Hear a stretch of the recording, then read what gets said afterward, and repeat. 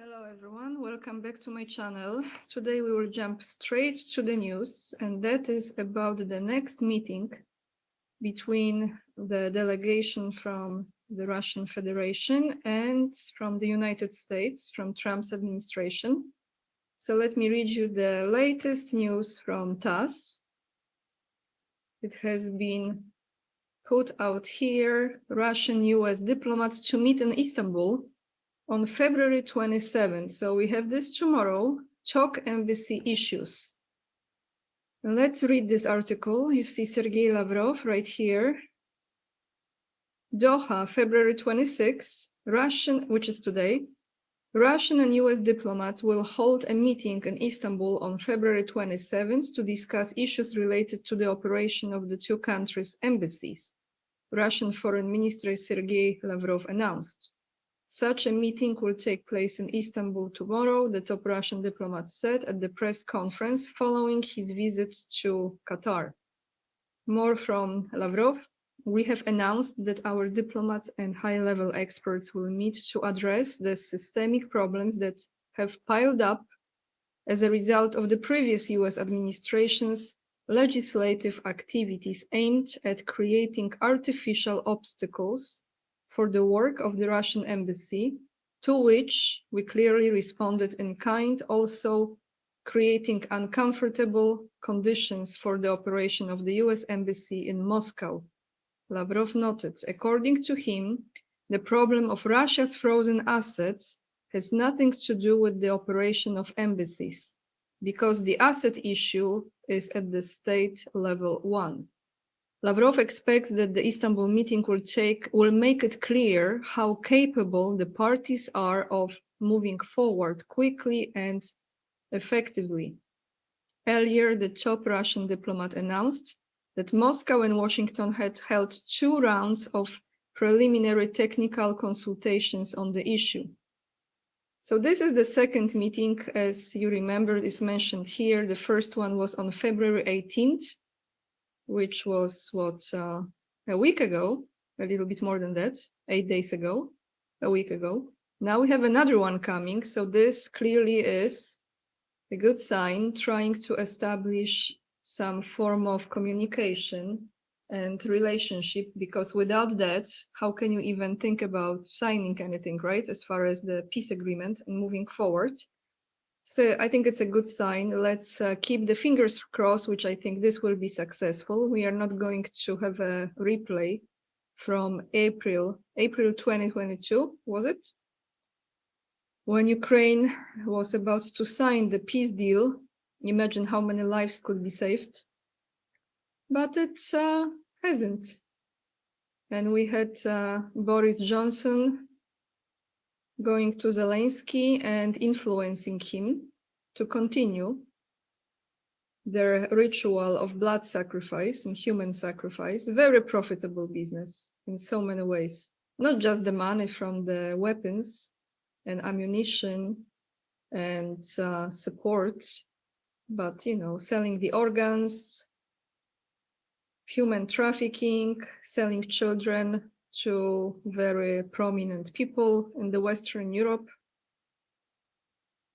Those orphanages, things of that nature. But we will get to this topic in a second as far as the spending. And then maybe let me take you there. The video with Trump, President Trump, who was signing more executive orders yesterday, and as he does, answering questions from the journalist. Sometimes you wonder if this man ever sleeps, because it looks like he's working nonstop. Sometimes it's almost confusing to tell, is it the last moment when he was signing the executive order, or this is another day? But then you can look at the tie and you see there is different color of the tie, which helps you to tell if this is a different day of his work. And this particular one was from yesterday. So let me take you to this video, and we will have few things addressed in this video. Well, first one will be about Zelensky's visit, because apparently Zelensky is coming to United States to sign a deal with US, the rare minerals deal. We see how this goes. I think he is expected to be in US this Friday. this week. So I think it's the last day of February. And also President Trump will be addressing the peacekeepers in Ukraine, European peacekeepers in Ukraine, as well as the American support for Ukraine. So let's go to this video, and this will be about 2 minutes long clip. I think today the sound will be perfecto. I will double check. So let's go to the video, guys.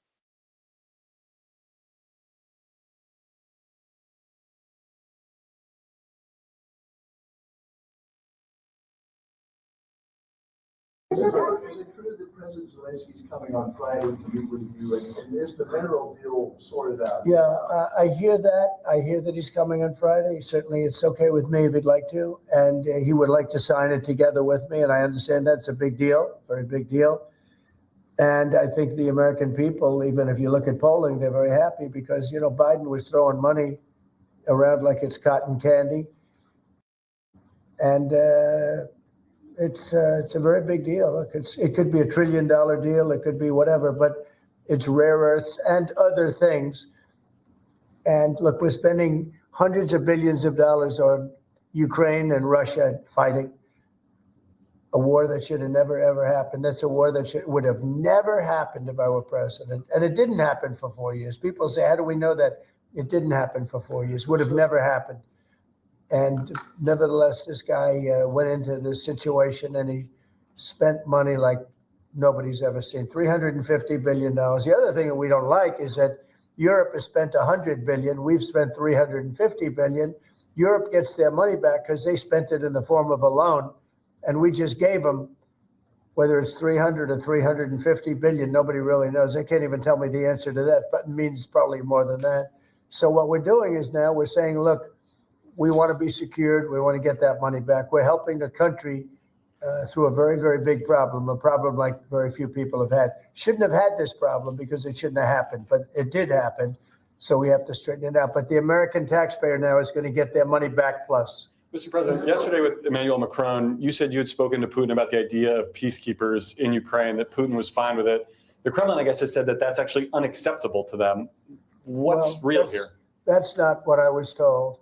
But you're going to need some form of peacekeeping. So something will be done that's going to be satisfactory to everybody. We need peacekeeping too.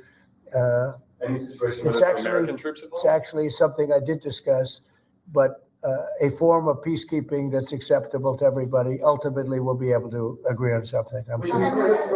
With Ukraine and this mineral deal, what does Ukraine get in return, Mr. President? $350 billion and lots of equipment, military equipment, and the right to fight on, and originally the right to fight. Look, Ukraine, I will say they're very brave and they're good soldiers, but without the United States and its money and its military equipment, this war would have been over in a very short period of time. In fact, I was the one that gave the javelins. You remember the famous javelins? That was me. That wasn't Obama. It wasn't Biden. It wasn't anybody else. It was me. And they wiped out a lot of tanks with those javelins. And the expression was that Obama gave sheets and I gave the javelins. That was a big deal at the time. It wiped out. That was the beginning when people said, wow, that's something. Well, that was American equipment. Without American equipment, this war would have been over very quickly. And American money, too. I mean, a lot of money. So when you, Mr. President, that war-fighting equipment and the ammunition, that's sustained going forward for Ukraine, and how long is it sustained? Well, it could go forward for a while, and maybe until we have a deal with Russia. Look, we need to have a deal with Russia, otherwise it's going to continue. But now, when Americans put up their money, the taxpayer money, and the president approves it, we're getting our money back in some form. But it could go on for a while, or it could be settled quickly. I think it's going to be settled quickly. I spoke with President Putin. I think he wants to settle it, and wants to get on with life. It's horrible. What's happening? Horrible. Thousands of soldiers a week are being killed, and others too, but especially on the battlefield. Thousands a week are being killed.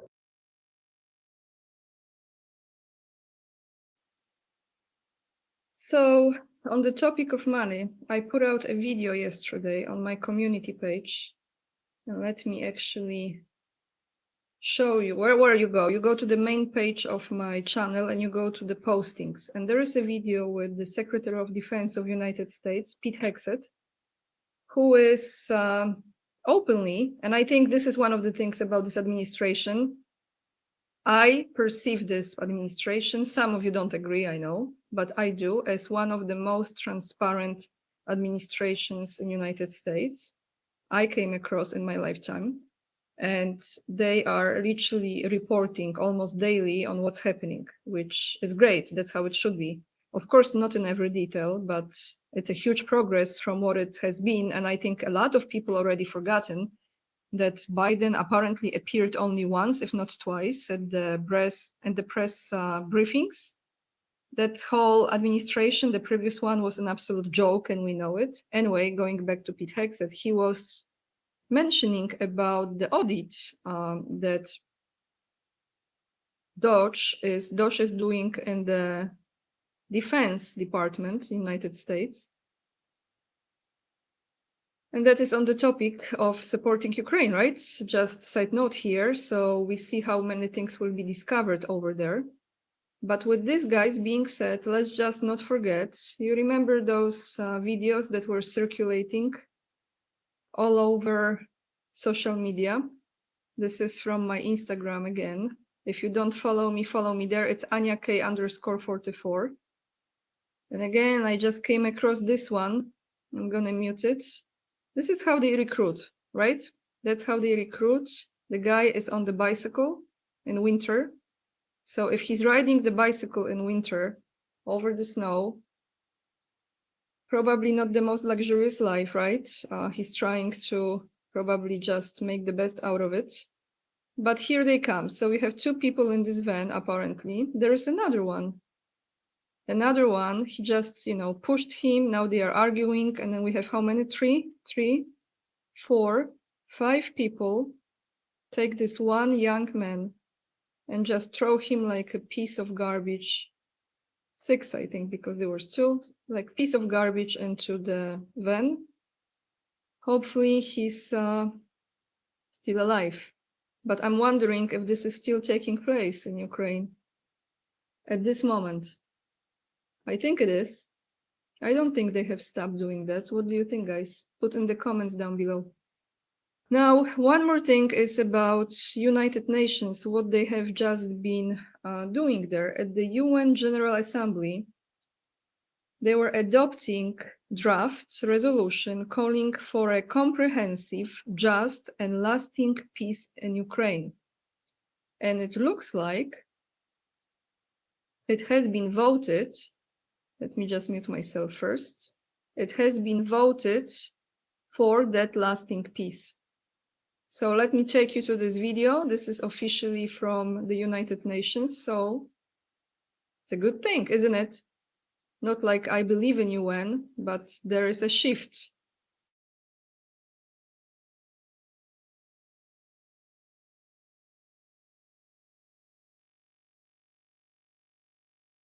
We will turn to draft resolution A/ES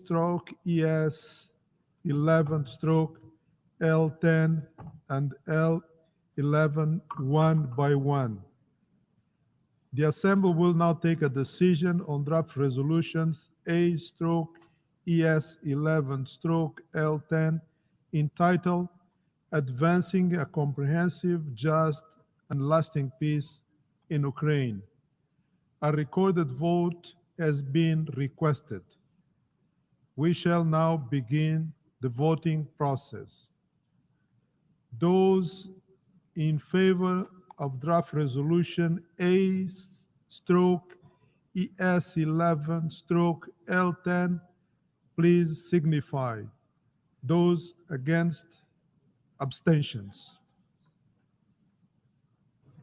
The Assembly is now voting on draft resolution A/ES11/L10 entitled Advancing a Comprehensive, Just and Lasting Peace in Ukraine. Will all delegations confirm that their votes are accurately reflected on the screen?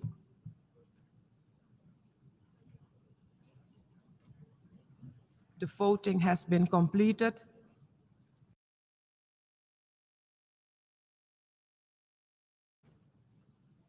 Please lock the machine.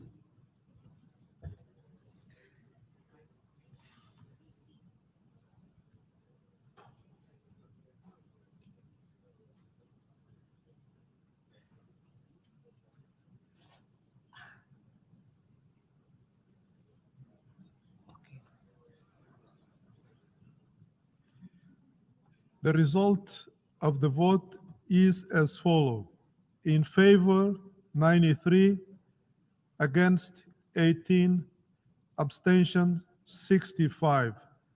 Draft resolution A/ES11/L10 is adopted.